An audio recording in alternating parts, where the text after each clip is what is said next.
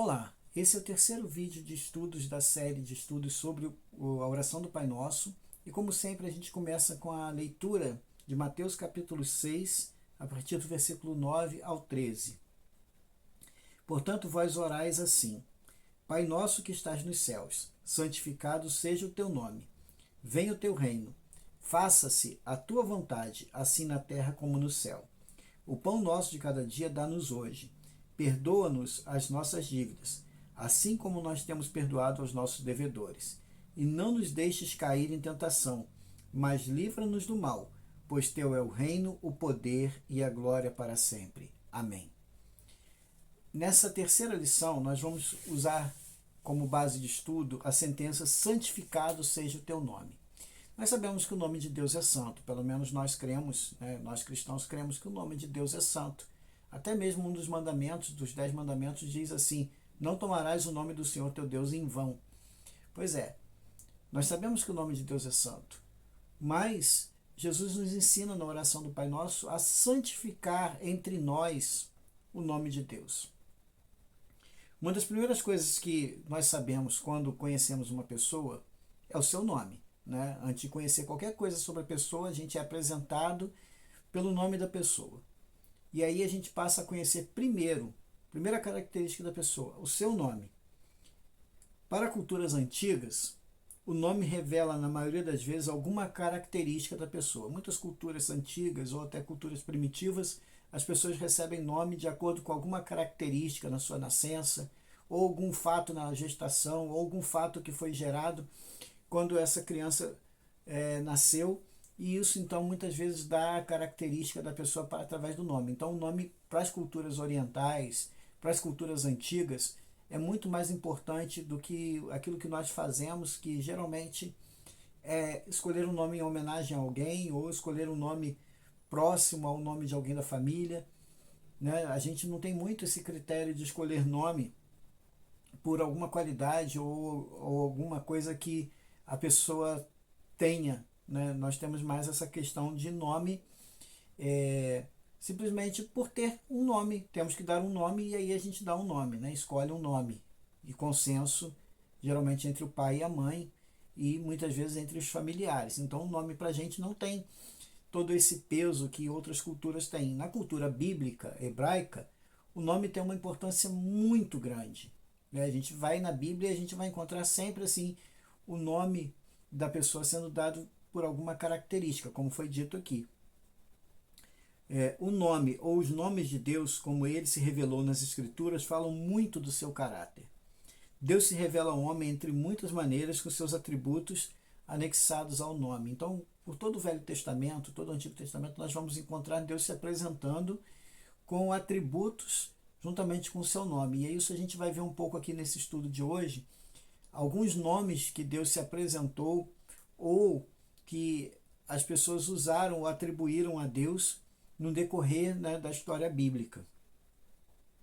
Então nós vamos pegar aqui com exemplo, primeiro, Gênesis capítulo 14, versículos 18 a 19, que diz assim: Então Melquisedeque, rei de Salém, o sacerdote do Deus Altíssimo, trouxe pão e vinho e abençoou Abrão, dizendo: Bendito seja Abrão pelo Deus Altíssimo.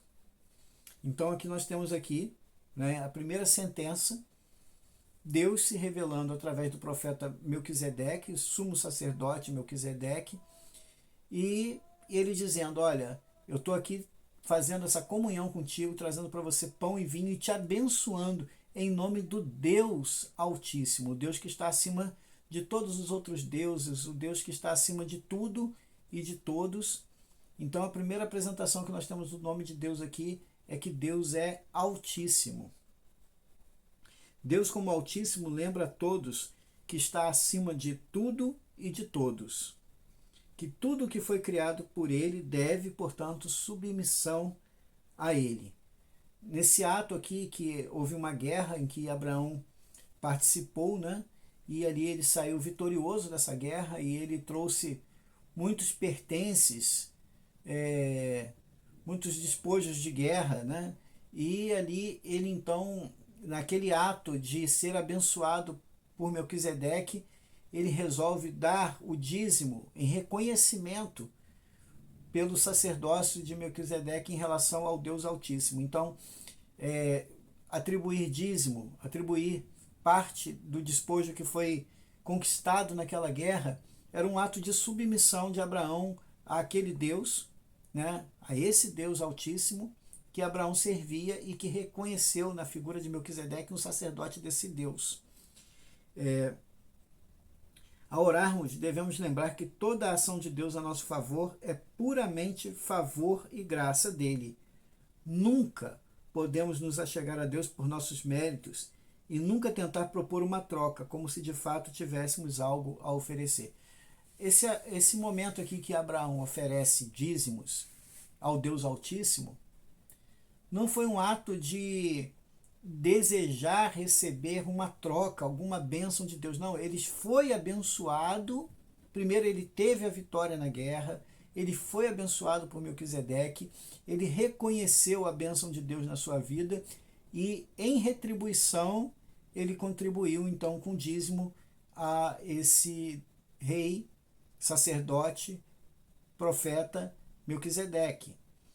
Então aqui a gente não vê uma experiência de troca de Abraão com Deus, a gente vê um reconhecimento da divindade do Deus Altíssimo, que sem o qual Abraão não seria vitorioso naquela guerra, sem o qual Abraão não conseguiria conquistar aquilo que ele conquistou, e ele então, em retribuição, ele presta adoração a esse Deus através, né, do render então essa contribuição, esse dízimo, e receber então a bênção da mão de Melquisedeque.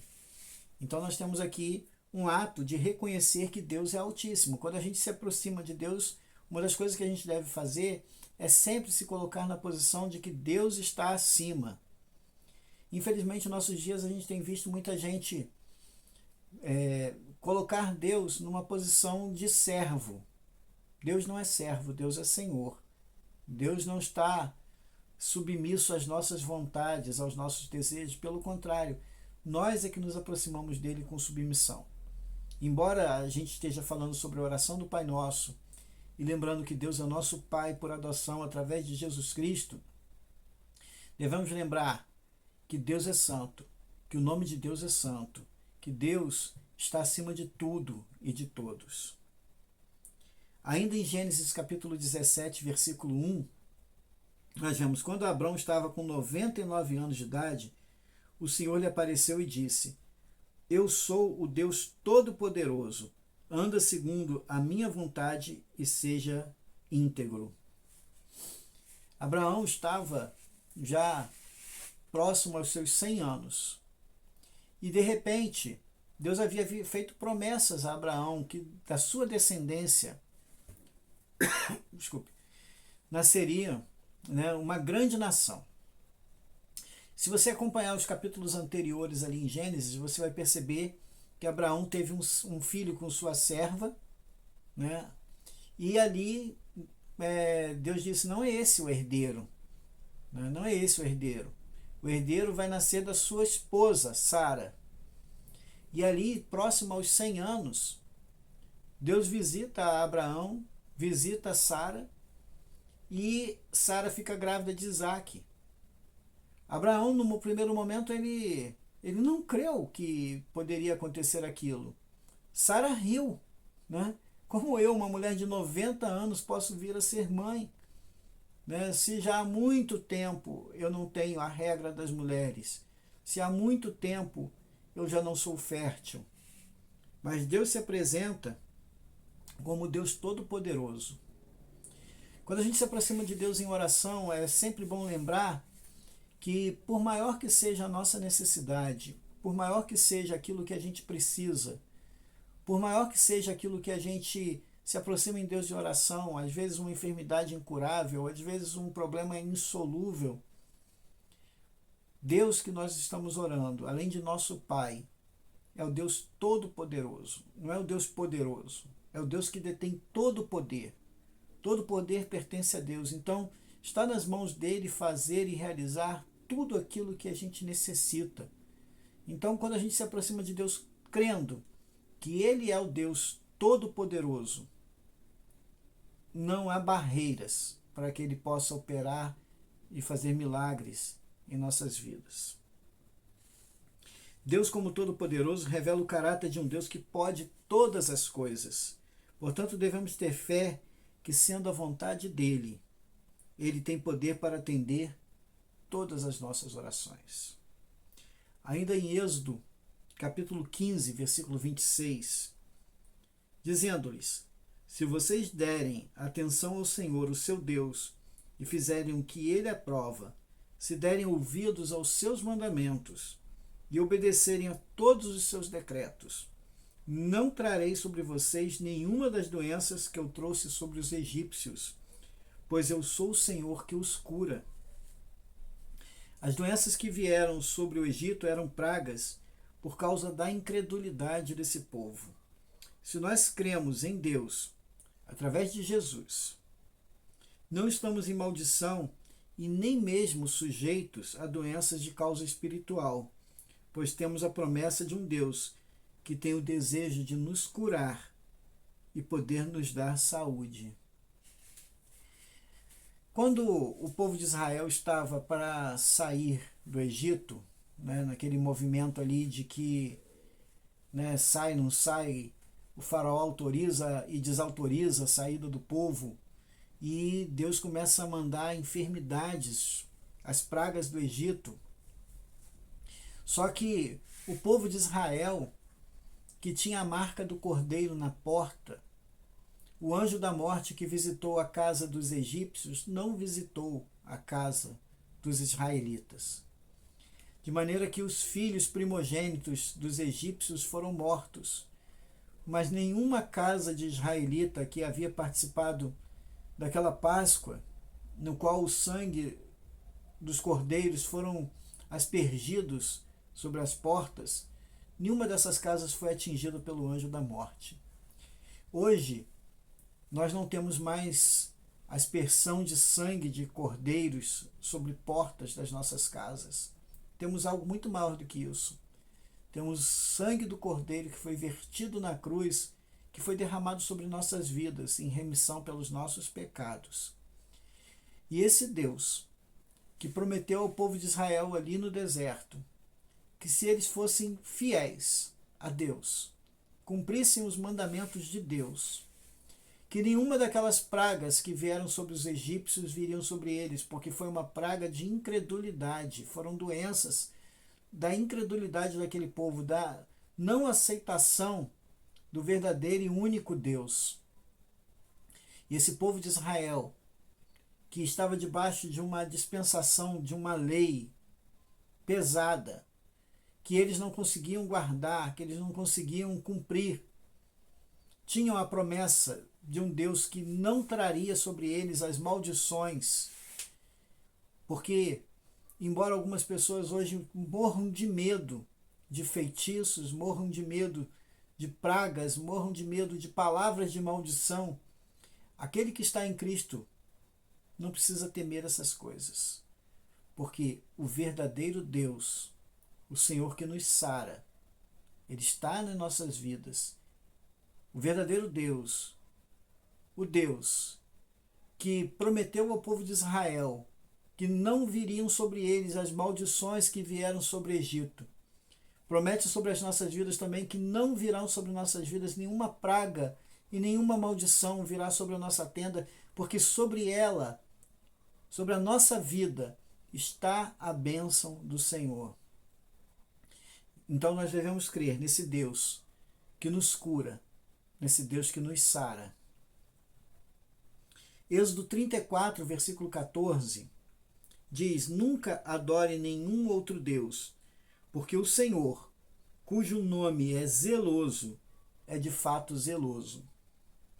Deus não divide a glória dele com ninguém. Devemos ter o cuidado de não colocar nada e nem ninguém em oposição de ídolo em nossas vidas. Deus deseja e exige ser o único Deus. Devemos lembrar que a avareza e o amor ao dinheiro também é uma forma de idolatria. Uma reflexão que a gente precisa fazer sempre em nossas vidas é: será que eu estou construindo ídolos para mim? Será que eu tenho levantado altares no meu coração para colocar o dinheiro, para colocar o ser bem recebido em meio a uma roda de amigos, ou até mesmo idolatrar uma esposa, um marido, idolatrar um filho, idolatrar um emprego, colocar o dinheiro acima de estar na presença de Deus, estar servindo a Deus? Será que nós temos colocado essas coisas em prioridade em nossa vida? Deus se apresenta aqui, mais uma vez, ao povo de Israel, dizendo: não adore nenhum outro Deus. Por muito tempo, muita gente se preocupava com imagens e ídolos construídos de obra de escultura. O pior ídolo não são imagens de escultura. O pior ídolo não são imagens colocadas em um altar. O pior ídolo é aquele que está no nosso coração.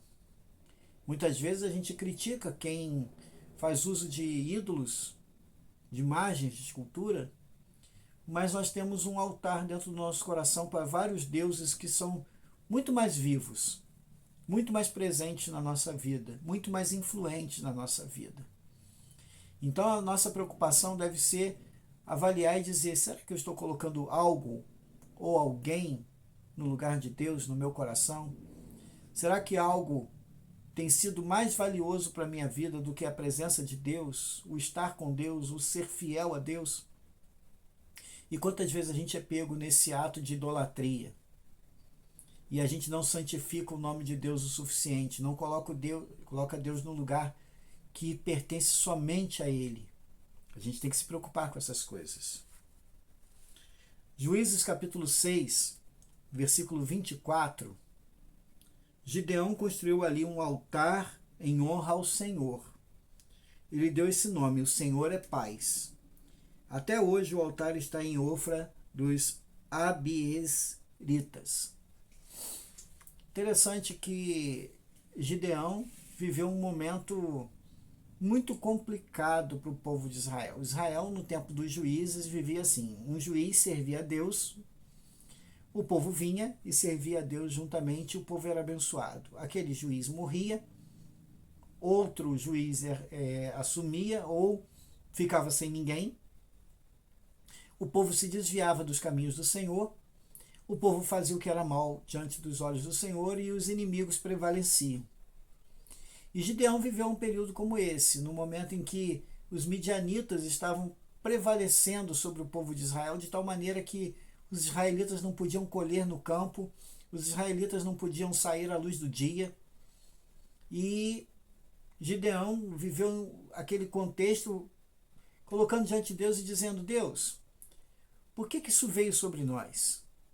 E aí o anjo do Senhor aparece para ele e diz: olha, homem de fé, homem valente, o Senhor é contigo. E ele diz: olha, se o Senhor é comigo, então por que nós estamos vivendo nessa miséria? E o Senhor diz para ele: vai e livra o povo de Israel. E assim a história de Gideão acontece. Mas no meio dessa história toda, Gideão, ele se apresenta diante de Deus com um altar. Mas o altar que ele apresenta a Deus não é o Senhor dos exércitos. É o Senhor é paz. E muitas vezes as pessoas estão vivendo um momento de guerra, guerra pessoal, guerra no lar, guerra em conflitos internos. E tudo que elas precisam não é um Senhor dos exércitos para vencer uma guerra. O que elas precisam é um Senhor da paz. Esse mundo hoje precisa muito mais de um Senhor da paz do que de um Senhor dos exércitos.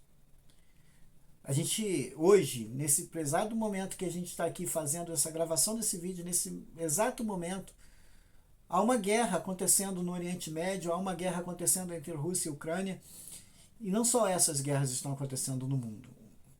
Um site que lista as guerras do mundo coloca como algo em torno de 500 guerras acontecendo nesse exato momento no mundo. Inclusive o próprio Rio de Janeiro, no dia que nós estamos aqui gravando esse vídeo, é uma guerra civil acontecendo, né? E nós estamos vivendo um mundo caótico, um mundo de guerra. E o que a gente precisa nesse exato momento é que Deus se apresente para nós como o Deus da paz. Devemos orar ao nosso Pai, que está no céu. Mas também devemos orar ao Senhor que é paz. Seja paz sobre a minha casa, seja paz sobre a minha vida, seja paz sobre a minha cidade, seja paz sobre o meu estado, seja paz sobre o meu país, seja paz sobre o mundo.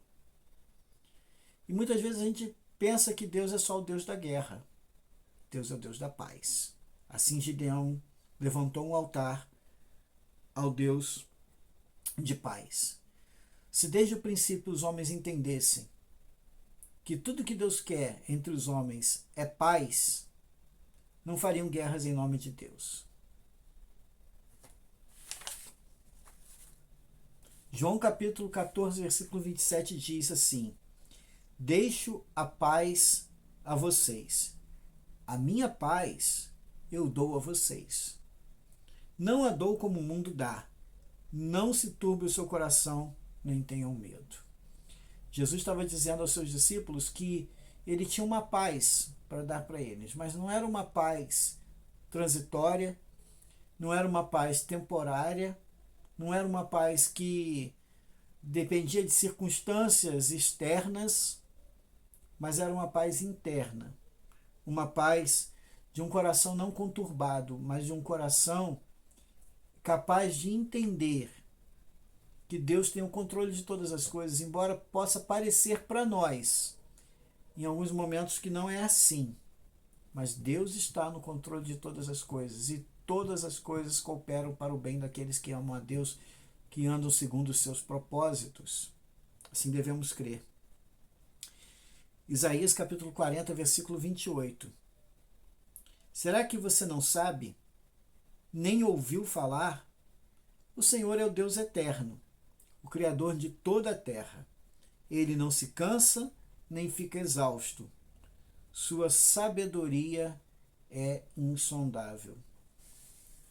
Ao confiar em Deus, o controle de nossa vida, devemos sujeitar as nossas escolhas e decisões à vontade de Deus, sabendo que Ele é eterno, tem total conhecimento sobre tudo e sobre todos, e sempre sabe o que é melhor para nós.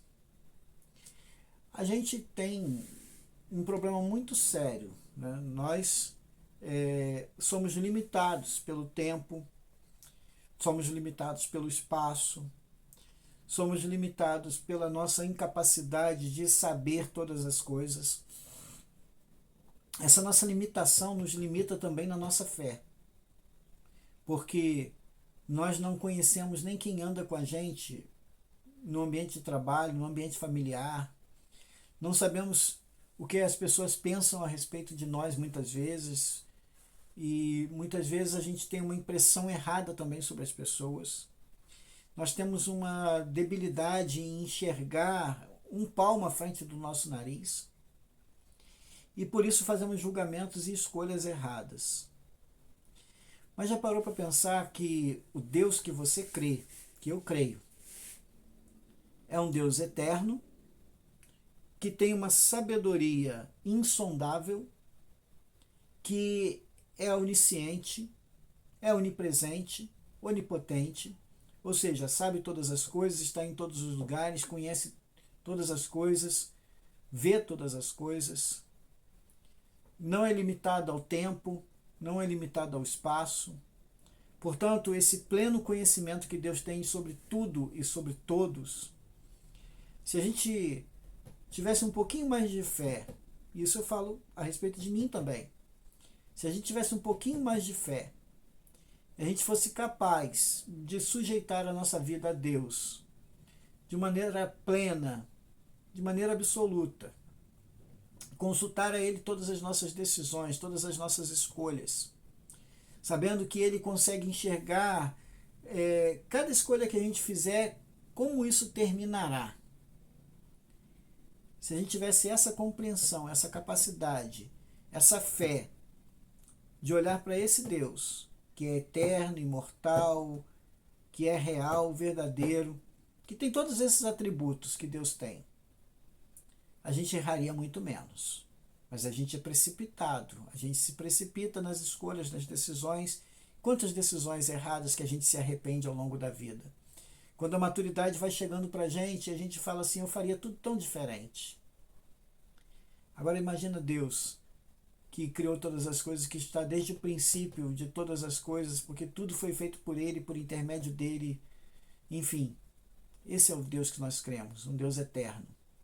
Eterno, Criador de todas as coisas, e que não se cansa, não se fadiga, e que tem uma sabedoria insondável. Que versículo maravilhoso esse de Isaías 40, 28. Jeremias 23, 6. Em seus dias Judá será salva. Israel viverá em segurança. E este é o nome pelo qual será chamado. O Senhor é a nossa justiça. Você já sofreu injustiça alguma vez na sua vida? Creio que sim. Eu acho que a maioria de nós já sofreu injustiças na vida. E quantas vezes você clamou por justiça e a justiça não foi feita? Quantas vezes você viu injustiça diante de você e vê injustiça diante de você? Davi muitas vezes se colocou diante de Deus exatamente com essa mesma posição. O Salmo 37 é uma oração de Davi dizendo: Senhor, como o Senhor permite que o ímpio prospere? Como que o Senhor permite que todas essas coisas aconteçam? Que o ímpio permaneça, mas o Senhor diz no mesmo salmo ainda, olha, o ímpio vai secar como a erva que foi cortada. Daqui a pouco não haverá mais. Daqui a pouco vai passar, né? Mas aquele que espera no Senhor aquele que confia no Senhor permanece para todo sempre. Aquilo que aparentemente para a sua vida é uma injustiça hoje, ao Senhor pertence a vingança, ao Senhor pertence ao juízo, ao Senhor pertence a retribuição.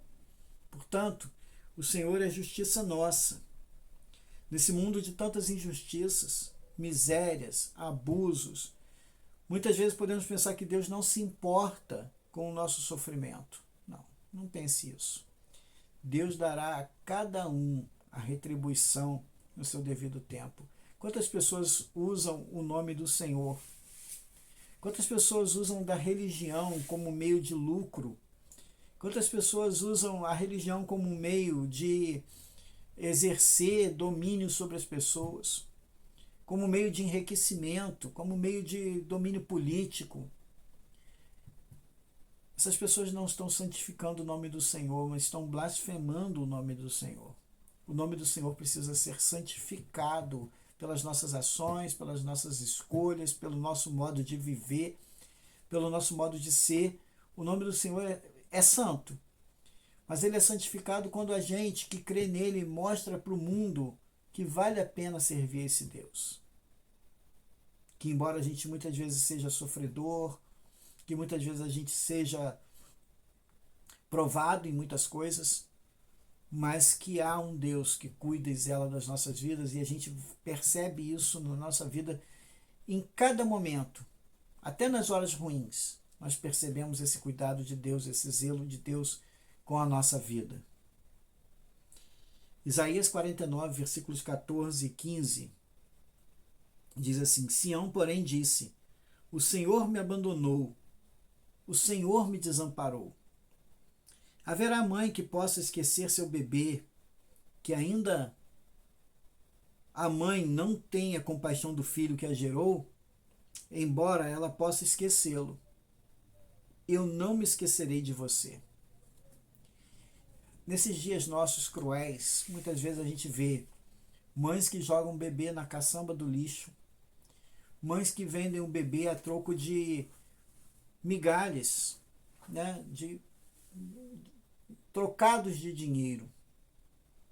A mãe que Deus colocou um instinto maternal, que é a coisa mais poderosa em relação ao amor, em relação aos seres humanos. Muitas mães cruéis têm destruído a vida dos seus filhos, até matado filhos. Mas o Senhor disse: aquilo que vocês têm como mais belo, o amor de uma mãe, Ainda que esse amor de uma mãe possa falhar, e nós temos visto que muitas vezes falha, ainda assim eu não vou esquecer de vocês, eu não vou deixar de amar vocês, eu não vou deixar de cuidar de vocês. Isso é uma confiança tão grande que dá no coração de crer que não sou eu, mas é o Senhor que me ama, que cuida de mim, que cuida da minha vida, que cuida dos meus passos. É Ele que quer preservar a minha vida, é Ele que quer preservar a minha fé até o fim, e Ele me auxilia nisso. E embora às vezes a nossa fé possa parecer ser tão pequena, mas Deus, que cuida da minha vida, Ele tem feito a minha vida ser preservada, a minha fé ser preservada. Esse é o Deus poderoso que eu creio. Esse é o Deus poderoso que me faz emocionar nesse momento que eu estou fazendo esse vídeo para você aqui, de dizer, ainda que minha mãe, que eu sei que me ama, ela possa muitas vezes não me amar tanto assim. Porque eu sei que ela fala mal de mim. E ela pode estar vendo esse vídeo e falando assim, não, não é assim, é sim. Muitas vezes fala mal de mim. Muitas vezes não me ama tanto. Mas eu sei que Deus me ama muito acima ainda do amor de uma mãe. E é essa confiança nesse amor de Deus que faz com que a gente prossiga e que vença e que possa chegar diante de Deus e falar assim, Pai nosso que estás no céu, santificado seja o seu nome na minha vida, na vida dos meus irmãos. Deus se revelou com vários outros nomes, porém sempre mostrando seu caráter de santidade, amor e zelo por nós. Entendendo esse caráter santo e único de Deus, como devemos nos aproximar dele? Com fé, confiança, por causa da obra de Cristo por nós na cruz, porém com reverência, sabendo que todos esses nomes que nós atribuímos a Deus aqui nesse momento são apenas alguns. Senão a gente se alongaria muito aqui, o propósito aqui é a oração do Pai Nosso, então a gente não está se alongando nisso.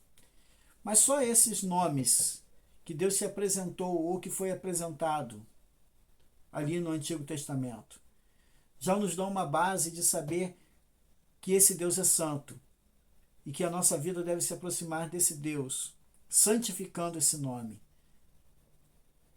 Mateus 5, 13 a 16. Vós sois o sal da terra, e se o sal for insípido, com que há de se salgar? Para nada mais presta, senão para ser lançado fora e ser pisado pelos homens. Vós sois a luz do mundo. Não se pode esconder uma cidade edificada sobre um monte. Nem se acende a candeia e se coloca debaixo do alqueire, mas no velador, e dá luz a todos que estão na casa. Assim resplandeça a vossa luz diante dos homens, para que vejam as vossas boas obras e glorifiquem o vosso Pai que está nos céus. Então, aqui a gente fecha o estudo mostrando como santificar o nome de Deus, sendo sal da terra, sendo luz do mundo. O sal, ele é posto no meio dos alimentos para marcar o sabor. A luz é posta num ambiente, embora uma lâmpada possa parecer tão pequena perto de um grande ambiente a ser iluminado, mas quando uma lâmpada é acesa, uma pequena lâmpada, ilumina todo um ambiente. Uma pequena quantidade de sal é capaz de salgar uma grande quantidade de comida. Assim, a gente santifica o nome de Deus sendo sal, sendo luz. Mas não para ser colocado debaixo da cama, e nem para ser guardado dentro de um saleiro, mas para ir ao mundo e servir de instrumento de Deus, para que as pessoas vejam Deus em nós, e vendo Deus em nós, glorifiquem ao vosso Pai, ou seja, o nosso Pai que está nos céus. Que maravilhosa essa palavra de Jesus. Então nós santificamos o nome de Deus, quando procuramos fazer um mundo melhor, sendo sal num mundo sem sabor. Procuramos ser luz em um mundo que as trevas têm prevalecido em muitos lugares, e que tempos terríveis temos vivido. Não escondemos a nossa fé como um tesouro enterrado. E por fim, uma coisa que pode nos ajudar a santificar o nome de Deus através das nossas vidas é tornar esse versículo que eu vou falar agora como uma régua e um prumo para a nossa vida. 1 Coríntios 10, 31. Portanto, quer comais, quer bebais, ou façais qualquer outra coisa, fazei tudo para a glória de Deus. Esse versículo tem guiado a minha vida nos últimos tempos. Será que aquilo que eu faço glorifica a Deus? Será que aquilo que eu faço santifica o nome de Deus? Será que as minhas escolhas, minhas decisões, minha maneira de viver está glorificando e santificando o nome de Deus? Faça uma reflexão e, ao orar, coloque diante de Deus: Deus, eu quero santificar o seu nome através da minha vida. Que Deus te abençoe em nome de Jesus. Se você assistiu esse vídeo até aqui, muito obrigado.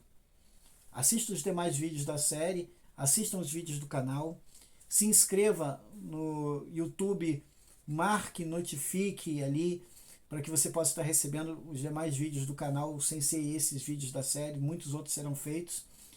E me ajude a divulgar o projeto desse canal. Mais uma vez, muito obrigado.